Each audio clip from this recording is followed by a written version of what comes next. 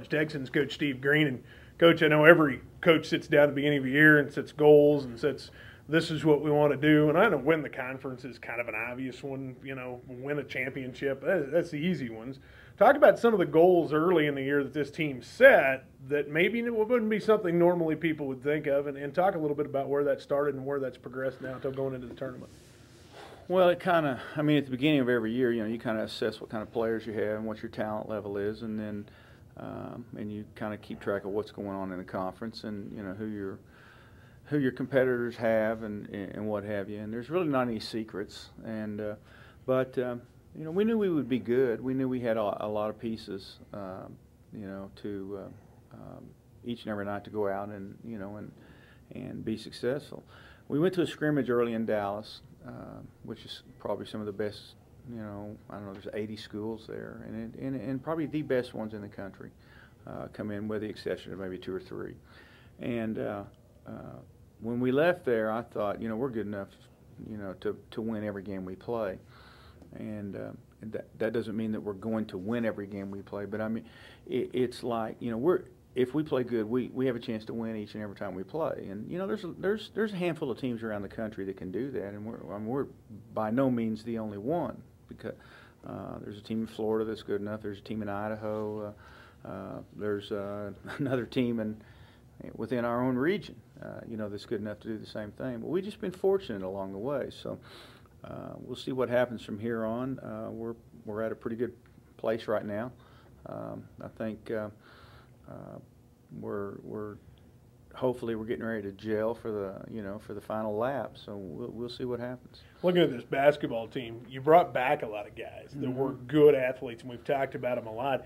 And as a coaching staff, you guys did such a good job of plugging in additional players. You can talk about Marshall Anderson and Devontae Smith and Yannick Morera, and the list goes on and on and on, the way you were able to just plug and play people. And it seems to me like it's gone fairly smooth. You don't see anything, at least from my vantage point, that says, boy, I was a starter last year and now I'm not. It just seemed like it was a pretty smooth transition bringing this group in. Well, yeah, I think so, and they've, it has to be frustrating to, some of the guys who played a lot of minutes last year, but then, when they look up and they say, well, we don't have much of an argument, on our side, because we haven't lost yet, and a lot of them have really done a lot of things to help us win some games as well. And by no means do we have 2 different teams here. We don't have last year's group and this year's group. They've blended together and they've supported each other, and we just added a couple of pieces that, we were missing a point guard last year, and Deshaun, bless his heart, did everything he possibly could to try to play a position that really was not his true position, and we were.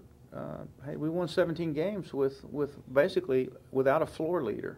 Somebody trying to do something that's not, not his natural job. So, he's to be commended for that. Greg Gainey last year had to play the 5, and I can't think of a game that he ever got to look down on anybody that he played against last year. It was always looking straight into somebody's numbers and upwards. So, and I think it really helped him. This year we've had a couple of other guys that are considerably bigger than him, so he can go play the 4 now. And Stanton has been able to play the 4 as well. So, the guys that were on last year's team that are having more success this year can thank some of the new pieces that came in and has allowed them to get back to their natural position. Stanton Kidd, I think, maybe is evident as anybody by this. He's been in the starting lineup pretty much the whole season, and he is in that 4 spot. He's devastating. The guy can shoot, he can run, he can jump, he can rebound. He just does a lot of things well. And you take that 5 spot out of him, and get him back into a natural position. He's really flourished. Well, there's a world of difference between playing facing the basket and playing with your back to the basket. And Stanton has always been a guy that needed to face up. He's a skillful player that pass and shoot, and when you throw a guy down there at the block and just tell him you just want him to play inside, you kind of limit some of the things that maybe he can do, and that's not his strength. To go back down there. Now, on occasion this year, because of the experience that he had last year, he's been able to go down and score some. But once again, it has more to do with the fact that who he's playing against is somebody his own size as opposed to their starting 5-man. Let's talk about Tamel Murphy really quick. You know, we talk a lot about Devontae Smith out at the point guard because it was a spot you're short, and Yannick Morera underneath it was a spot you were short.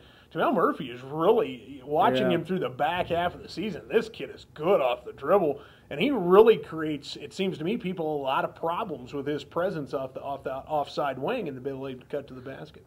Tamel is, is like I said, he's a natural.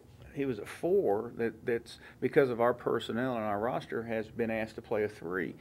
So the mismatch has been in his favor when the ball gets up on the glass. He's used to going and rebounding, and boy, that's a great talent to have. It's, I say rebounding is a skill. So, I mean, there are some people that can be taught to do it. There's some people that just do it naturally, and he's a guy that just goes and gets rebounds, and he's extremely fast.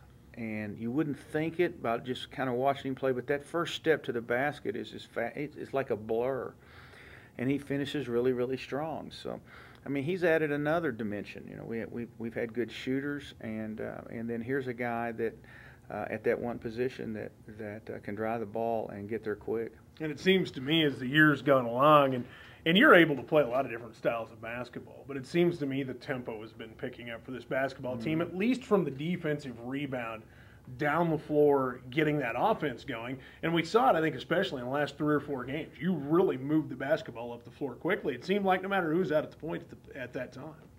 Well, this team is, is a little bit different than some teams. I mean, some teams you want to manage shots, and sometimes because of the personnel you have, you don't want to put up as many shots. You don't want as many possessions in a game.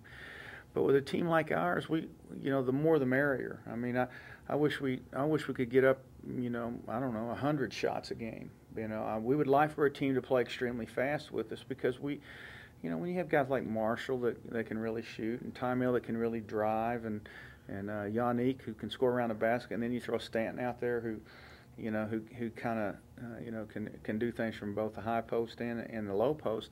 You want to get up as many offensive opportunities as you possibly can, and so we have really been stressing go. Let's get down the floor. Let's get down the floor, and instead of playing on our heels and cautiously. So it's worked to this point. You get in the regional tournament, there's so many other variables. I mean, teams. In order for us to win this thing, we're going to have to play a couple teams that we've probably already played twice. And so, I think we spoke about it last week. These people aren't asleep at the switch now, and I'm sure they've sat and broke down tape and things of that sort. And this kid likes to do this, and this one likes to do that, and then there's the tempo discussion. Do we want to go up and down? So we've got to be ready for a lot of different things. Looking at this point guard spot, we talked about Devontae Smith, but we've seen Corey Spence a lot against New Mexico Military. We've seen him, I think, really progress. Watching him in practice very early, he really looked like he had a good command of things over at Roswell the other night. Oh, I thought he did pretty well. He was forced into a starting position, and I thought he represented himself pretty well. A couple of turnovers that we're not used to having, but he got 2 or 3 nice assists, and when he's aggressive and pushing the ball, Corey's a good little player, and it allowed us to move Terrence Durham off to kind of a 2 a little bit. And Terrence is he doesn't go hunting shots, and so when Terrence is in the game, we kind of share the ball a little bit more, and different guys get some stuff. So I think we're going into the thing. With at full strength, and we'll see what happens. I'm sure other people feel like they're coming in, at full strength as well. So I guess that's why we play the game, see what happens. Let's talk about Temple. What are some of your concerns with this basketball team coming in now that you had a chance to scout and get lined up for Temple? Well, they're an aggressive team offensively. They don't waste much time. They get the ball down the floor. They run a couple of really easy, simple, aggressive sets. I mean, they throw the ball right to the block, and the guy just turns and tries to score. And and you always worry about foul trouble. Trying to block a shot that maybe you were out of position, things like that. So if you're not real sharp, they can make you look bad at times. So I think that they're accustomed to being in the regional tournament, just like we are. So I don't think they're going to be all hyped or nervous or anything like that. And I think they're driving about 6 or 7 hours out here, and I don't think they're coming out here just to get our autographs. I think they're coming out here to beat us. So. We can expect a great effort from them, I think. How big is that advantage, driving the 20 minutes to Lubbock as opposed to having to drive the 6 if you're on the north side, or and frankly, even if you're a team from 2 hours away? Is there an advantage to that being 20 minutes away? I don't think you can answer that question until afterwards. I think you can look back and say, well, that was a great advantage we had.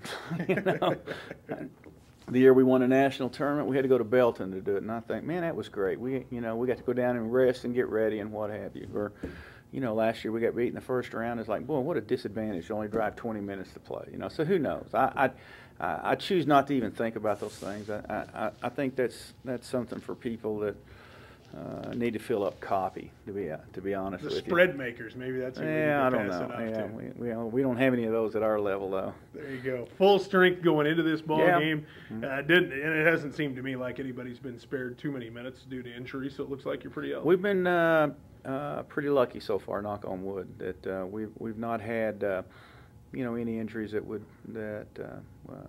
caused us any extreme hardships for this basketball team. All right, Coach. Seems out of time. Final thoughts for us before we get ready to hook it up in the regional. I think it's going to be very competitive. I think there's a lot of good teams that are going to be in the thing, and it could be viewed as a home court for us because obviously we're 25 miles away. I think to go back to your question, I guess the advantage is you'll have probably more people there than anybody else. But the goals are 10 feet high and the floor is the same. And all that you've heard it all before. So you have to go play the games, and hopefully we'll have a lot of people over there that will walk away happy. All right, Coach. Appreciate your time as always. Best of luck to yourself and the Texans.